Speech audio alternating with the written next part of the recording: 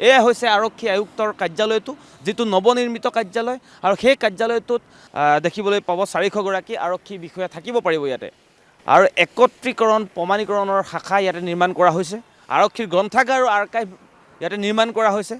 মুঠতে ক'বলৈ গ'লে যিটো কাৰ্যসূচী আচলতে লৈছে দেশৰ গৃহমন্ত্ৰীগৰাকীয়ে, সেই কাৰ্যসূচীৰ সঁচাকৈয়ে অসমে এটা খুব ব্যয়বহুল আৰু অসমে খুব এটা আশাব্যঞ্জক খবৰ লাভ কৰিছে বুলি ক'ব লাগিব। এই যিটো আৰক্ষী আয়ুক্ত কাৰ্যালয়, সেই কাৰ্যালয়টোৱে সঁচাকৈ অসমৰ বাবে এটা খুব গুৰুত্বপূৰ্ণ দিশ আচলতে নিৰ্ণয় কৰিব বুলি ক'ব পাৰি।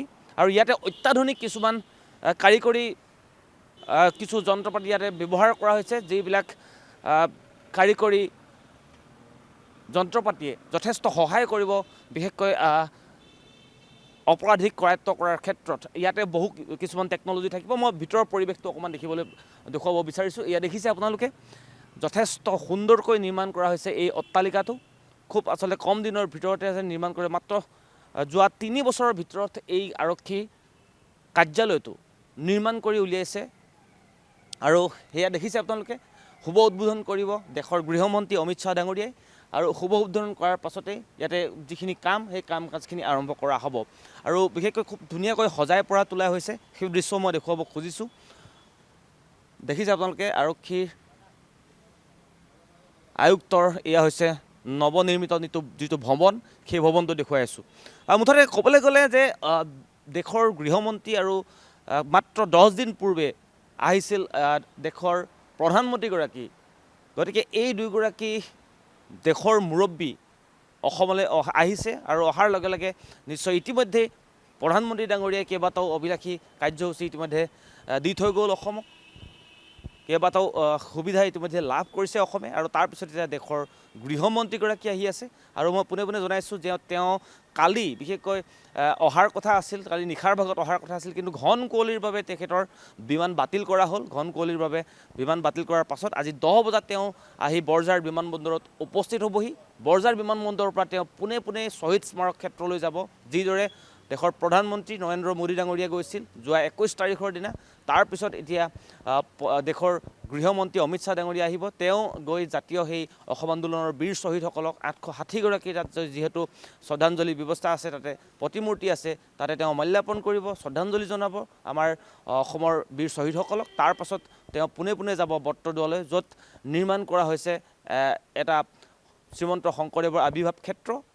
সেই প্ৰকল্পটো তেওঁ উদ্বোধন কৰাৰ পাছতেই তেওঁ আহি ইয়াত উপস্থিত হ'ব খানাপাৰাত। মই অকণমান বাহিৰৰ দৃশ্যটো অকণমান দেখুৱাব যত্ন কৰিম, কিদৰে খুব সুন্দৰকৈ গোটেই পথটো সজাই পৰাই তোলা হৈছে, সেই দৃশ্যও অকণমান দেখুৱাব যত্ন কৰিম।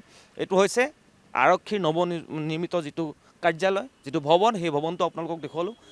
এইটোৱে দেখুৱাইছোঁ আপোনালোকক এই যিটো পথটো, এই পথটোৰে তেওঁ আহিব, গৃহমন্ত্ৰীগৰাকী আহিব। অহাৰ লগে লগে ইয়াৰ পৰা মাত্ৰ 500 মিটাৰ দূৰত্বত আছে সেই জ্যোতি বিষ্ণু প্ৰকল্প।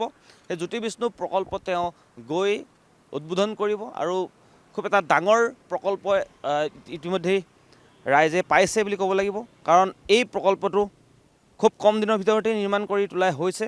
আৰু মই ইয়াৰ যিটো পৰিৱেশ, সেই পৰিৱেশটো মই দেখুৱাব খুজিছোঁ।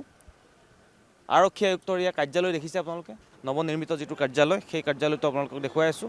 নিৰাপত্তা বেষ্টনী যদি কথা কওঁ, নিৰাপত্তা বেষ্টনী দেখিছে আপোনালোকে যথেষ্ট কটকটীয়া কৰি তোলা হৈছে।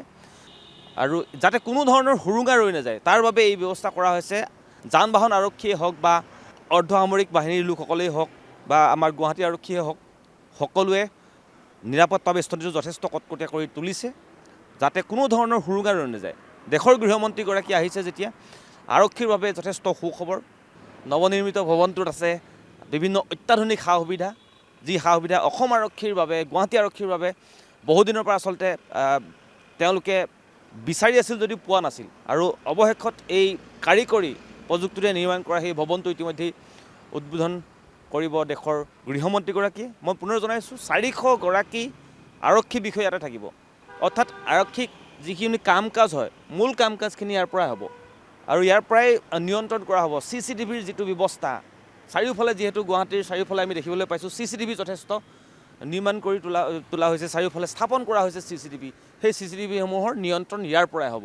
অৰ্থাৎ ইয়াত যথেষ্ট কাৰিকৰী দিশত যথেষ্ট উন্নত কৰা হৈছে, যাতে কোনো ধৰণৰ সুৰুঙা যাতে ৰৈ যাব নোৱাৰে। প্ৰত্যেকটো স্থানত আমি দেখিছোঁ এতিয়া যথেষ্ট ট্ৰেফিক ছিগনেলসমূহত আমি কেমেৰা দেখিছোঁ, সেই কেমেৰাসমূহৰ নিয়ন্ত্ৰণ ইয়াৰ পৰা হ'ব। ইয়াতে CCTV চাই অপৰাধী যদি সেই দিশেৰে পলাই অপৰাধী কৰায়ত্ব কৰিব পৰা ক্ষমতা থাকিব এই স্থানতে।